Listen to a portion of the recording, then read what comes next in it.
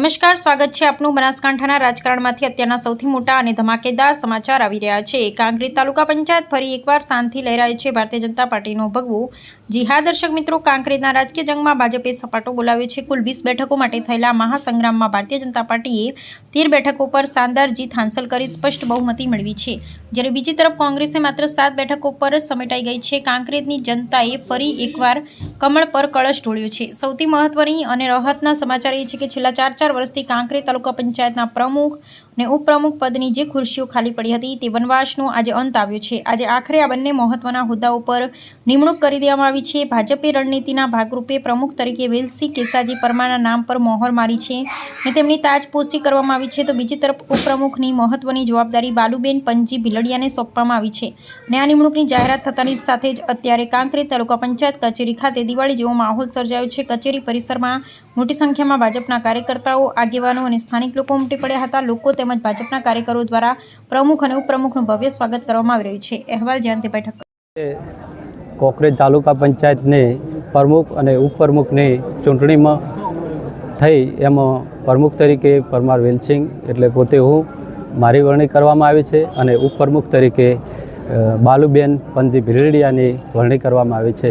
તો આ નિમિત્તે હું ભારતીય જનતા પાર્ટીની શીર્ષ નેતૃત્વ રાષ્ટ્રીય અધ્યક્ષ શ્રી નીતિન નબીનજી તથા આપણા પ્રધાનમંત્રી નરેન્દ્રભાઈ મોદી સાહેબ અને ગૃહમંત્રી શ્રી અમિતભાઈ શાહ સાહેબના નેતૃત્વમાં અને એમના માર્ગદર્શન નીચે આપણા પ્રદેશ પ્રમુખ શ્રી વિશ્વકર્માજી અને રત્નાકરજી મહામંત્રી શ્રી અજયભાઈ અને આપણા જિલ્લા ભાજપ પ્રમુખ શ્રી યશસ્વી અધ્યક્ષ શ્રી કીર્તિસિંહ વાઘેલા બાપુ અને બંને મહામંત્રીઓ શ્રી રક્ષિતજી તથા શ્રેયાંશભાઈ પ્રજાપતિજી અને એમની ટીમ તથા તાલુકાના આપણા અધ્યક્ષ શ્રી નટુભાઈ અને એમના બંને મહામંત્રી શ્રી અમરસિંહ સોલંકી અને રમેશભાઈ જોશી તથા આપણા બનાસ બેંકના ચેરમેન શ્રી ડાયાભાઈ તથા આપણી એપીએમસીના ચેરમેન શ્રી ઈશ્વરભાઈ પટેલ તથા આપણી બનાસ ડેરીના ડિરેક્ટર શ્રી બાબુભાઈ તથા તમામ આપણી પૂર્વ મહામંત્રી શ્રી ભારતસિંહજી તથા આપણા એપીએમસી આપણા સંઘના ચેરમેન શ્રી અમૃતભાઈ દેસાઈ સાહેબ તથા મોવડી મંડળ તમામ મોવડી મંડળનો આ તબક્કે ખૂબ ખૂબ આભાર વ્યક્ત કરું છું। ભારતીય જનતા પાર્ટીએ મને એક પાયાના કાર્યકરને એક તાલુકા પંચાયતના વ્યવસ્થાના ભાગરૂપે મને જે વિશિષ્ટ જવાબદારી આપી છે એ જવાબદારી હું તાલુકા પંચાયતના તમામ અધિકારીશ્રીઓ તથા ચૂંટાયેલા તમામ સદસ્યશ્રીઓનું એક કાંકરેજ ટીમ તરીકે વર્ક કરી અને હું ભારતીય જનતા પાર્ટીની જે કલ્યાણકારી યોજનાઓ છે એ તાલુકાના છેવાડાના ગામના જે માનવી પરિવાર કુટુંબ છે એમના સુધી પહોંચે અને એનો લાભ મળે અને તાલુકાનું જે આપણી વડાપ્રધાન શ્રી નરેન્દ્રભાઈ મોદી સાહેબનું જે સપનું છે વિકસિત ભારત 2047નું એમાં આપણે સહભાગી બનીએ અને આ તબક્કે હું એમને પણ ખાતરી તમામ બૂથ લેવલના કાર્યકર્તાઓ શ્રીઓને હું સાથે રાખીશ, તમામ ચૂંટાયેલા સભ્યશ્રીઓને પણ હું સાથે રાખી એ બધા જ પ્રમુખ છે એ માની અને અમે આ તાલુકાની એક ટીમ તરીકે કાંકરેજ ટીમ તરીકે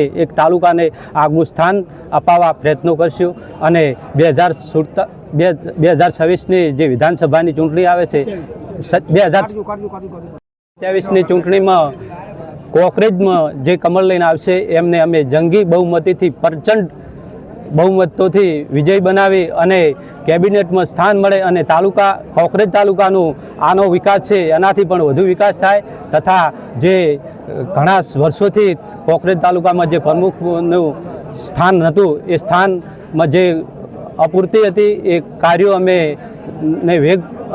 વેગવંતુ બનાવશો એવું હું આ તબક્કે સૌ ગામજનો તાલુકાઓના આગેવાનશ્રીઓ તથા તાલુકાના તમામ ગામડાઓના આગેવાનશ્રીઓને હું ખાતરી આપું છું। આજે કાંકરેજ તાલુકા પંચાયતની ચૂંટણી હતી।